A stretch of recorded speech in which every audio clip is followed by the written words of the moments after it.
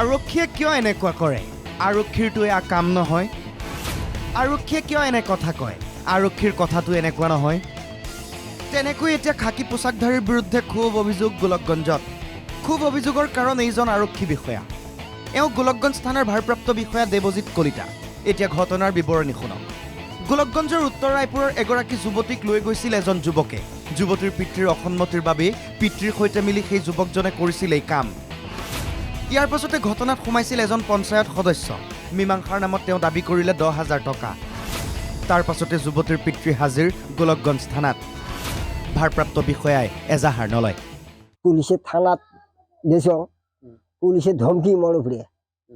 বলে কিয় কেস দিবে আহিছা কিয় কেস দিবে আহিছা কিয় তোর বেটি দোষ করছে আর কেস দিবে আহিছা এই পিছত পুলিশ কেস নেয় নাই আর চাকলা এখন করবে না পারবে এখন করবে না এই যে চাকলা পক্ষে টাকা খাইছে পুলিশ টাকা খাওয়া পরে মুখ ধরি নিয়ে গেল বাড়ি চাই নিয়ে যা মোর বেটিক মুখ সমঝে দিল কেতিয়া লৈ গৈছে আপোনাক আতে 8টা তাৰ এদিন পাছত সেই গুলহক শেখ নামৰ যুৱকজনৰ পিতৃয়ে থানাত সমজাই দিলে যুৱতীক আশ্চৰ্যজনকভাৱে নিশা 8 বজাত যুৱতীৰ পিতৃকহে উঠাই আনিলে আৰক্ষীয়ে ধুবুৰীত স্বাস্থ্য পৰীক্ষা কৰোৱালে বিনা কাৰণত হাৰাশাস্তি কৰি যাবলৈ দিলে ঘৰলৈ এই সন্দৰ্ভত পুৱা পুনৰ থানাত এজাহাৰ দিবলৈ যোৱাত ভাৰপ্ৰাপ্ত বিষয়া দেৱজিৎ কলিতাই যুৱতীকে ওলোটাই দোষী সজাই গালি-গালাজ কৰি খেদি পঠিয়ায়